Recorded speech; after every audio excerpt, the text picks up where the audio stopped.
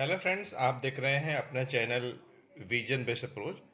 इस सेशन में हम लोग डिस्कस करने वाले हैं एक ऐसा टॉपिक जिस पे जनरली बच्चों को डाउट होता है कि जब हम चेंज इन मोमेंटम की बात करते हैं तो किस सिचुएशन में मास को इस ट्रायंगल साइन के बाहर रखेंगे और किस सिचुएशन में हम मास को ट्रायंगल साइन के बाहर नहीं रख सकते हैं। तो देखिए बच्चों, हम लोग डिटेल में डिस्कस करते हैं। हम जानते हैं कि मोमेंटम जो होता है उसका सिंबल p होता है and it is the product of mass and velocity. Change in momentum p के जगह पे m इंटू वी कर लिया। तो देखिए जनरली दो केस एग्जिस्ट करती है।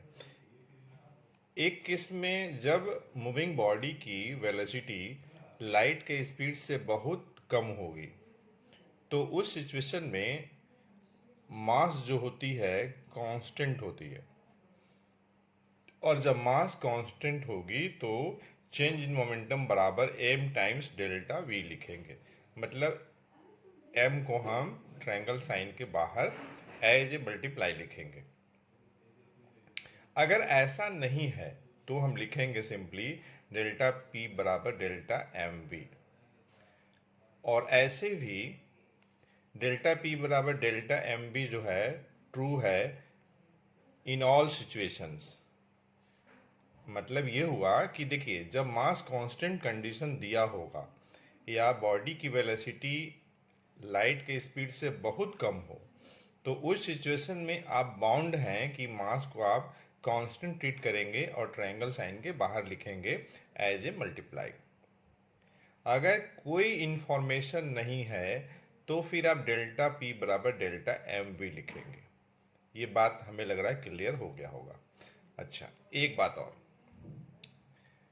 देखिए, मास या तो कांस्टेंट होगा या तो फिर मास में वेरिएशन होगा।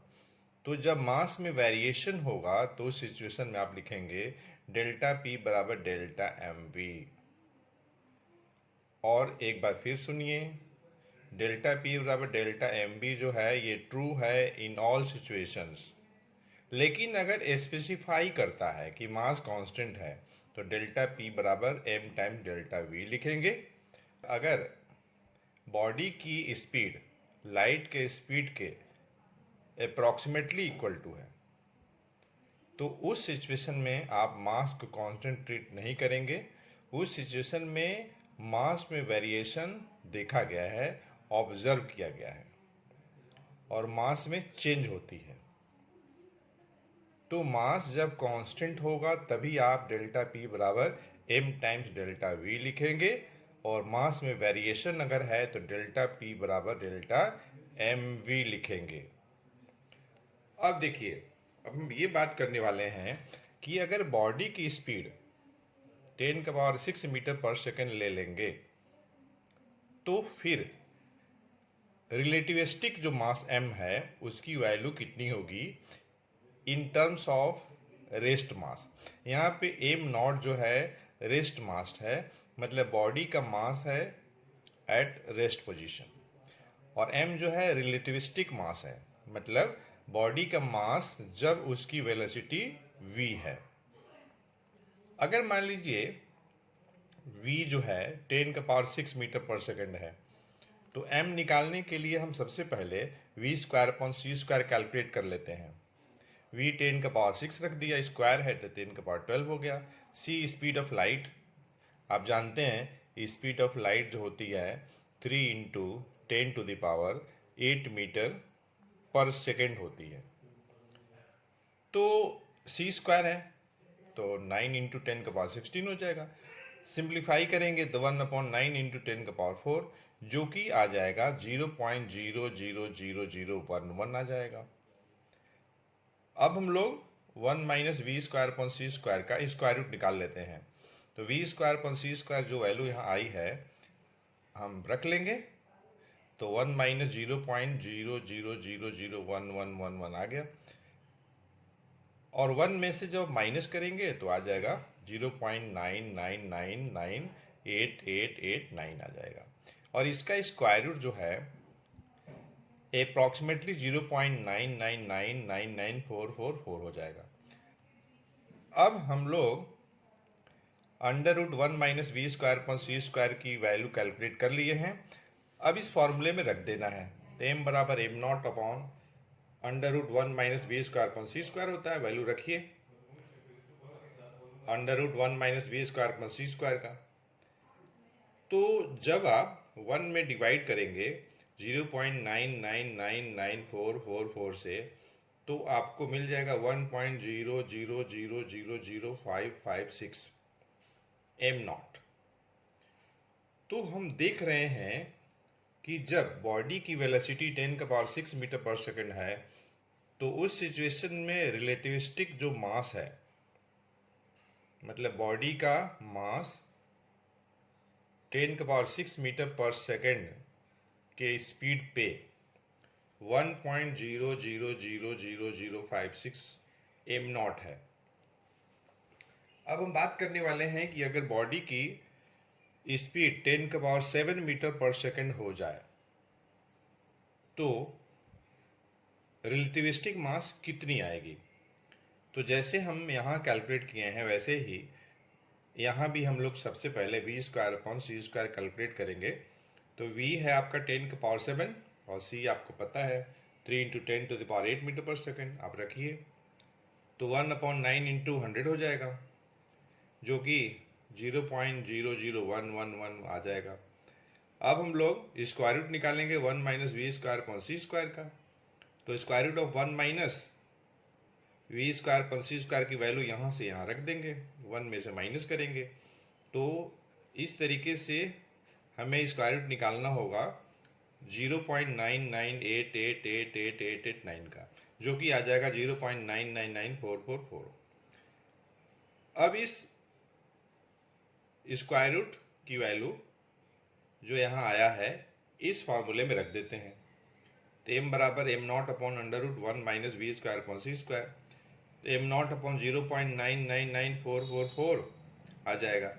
1 में जब आप डिवाइड करेंगे 0.999444 से, तो आ जाएगा 1.00056 आ जाएगा, और ये m0। यहाँ पे आप देखिए ध्यान से, जब बॉडी की स्पीड 10⁶ मीटर पर सेकंड है, तो रिलेटिविस्टिक मास इतना आ रहा है 1.0000056 m0। और जब और बढ़ गया स्पीड 10⁶, यहाँ था, यहाँ 10⁷ लिया गया है, तो आ गया 1.00056 m0। डेफिनेटली आप कहेंगे कि मास में वेरिएशन हो रहा है, मतलब स्पीड बढ़ने के साथ साथ मास भी बढ़ रही है। यहाँ का नंबर देखिए 1.0000056, 1 के बाद पॉइंट है और 1 2 3 4 5 जीरो है, तब 56 है। यहाँ पे देखिए, जब स्पीड 10⁷ ले रहे हैं तो रिलेटिविस्टिक मास आ रही है 1.000। कितना जीरो है? 1 2 3 ही जीरो है, यहाँ पे है 5 जीरो है। तो इस तरीके से हम कंक्लूड कर सकते हैं कि बॉडी की स्पीड बढ़ने से मास भी बढ़ेगी।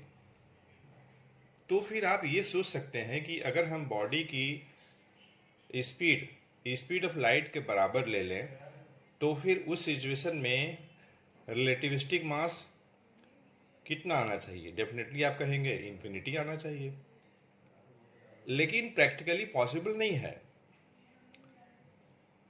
क्या क्या पॉसिबल नहीं है? पहली बात यह है कि किसी भी बॉडी की स्पीड ऑफ लाइट के बराबर हो सकती है, यह प्रैक्टिकली इम्पॉसिबल है। एक पॉइंट तो ये हो गया। और देखिए, अगर स्पीड बढ़ानी है तो एनर्जी भी चाहिए, बिना एनर्जी के तो स्पीड बढ़ेगी नहीं। तो कितना एनर्जी आप लगा लेंगे जिससे कि बॉडी की स्पीड जो है स्पीड ऑफ लाइट के बराबर हो जाए। अब एक बात और भी है, अगर मान लीजिए बॉडी की स्पीड ऑफ लाइट के बराबर हो जा रही है, तो उस सिचुएशन में जो m है, रिलेटिविस्टिक जो मास है, वह इन्फिनिटी हो जाएगी, जो कि पॉसिबल नहीं है। क्योंकि हम जानते हैं कि किसी बॉडी की जो मास होती है वह डिफाइन की जाती है as a amount of matter content in it. तो किसी भी बॉडी में कितना मैटर आप ले लेंगे जिससे कि उसकी मास जो है इन्फिनिटी हो जाएगी, ये भी प्रैक्टिकली इम्पॉसिबल है। तो कहने का मतलब ये है, हम कंक्लूड ये करेंगे कि किसी भी बॉडी की जो स्पीड जो होगी लाइट के स्पीड के बराबर कभी नहीं हो सकती है। तो बच्चों, कंक्लूजन ये हुआ कि अगर आपको चेंज इन मोमेंटम निकालना हो तो ट्रायंगल साइन के बाहर आप मास m को तभी निकालेंगे जब बॉडी का स्पीड लाइट के स्पीड से बहुत ही कम हो, या तो फिर मास जो होगा कांस्टेंट होगा। और ऐसे भी जब किसी बॉडी की स्पीड लाइट के स्पीड से कम होगी तो उस सिचुएशन में मास कांस्टेंट देखा गया है, या ये कह लीजिए हम लोग मास कांस्टेंट ट्रीट करते हैं। अगर बॉडी की स्पीड लाइट के स्पीड के बराबर नहीं है, अप्रॉक्सीमेटली इक्वल है, एग्जैक्टली इक्वल नहीं है, लगभग बराबर है, तो आप उस सिचुएशन में change in momentum delta M V लिखेंगे। तो हमें उम्मीद है यह सेशन आपके लिए यूजफुल अवश्य हुआ होगा और यह जो कॉन्सेप्ट है क्रिस्टल क्लियर हो गया होगा। तो मिलते हैं नेक्स्ट सेशन में एक अच्छे कॉन्सेप्ट के साथ। Thanks for watching.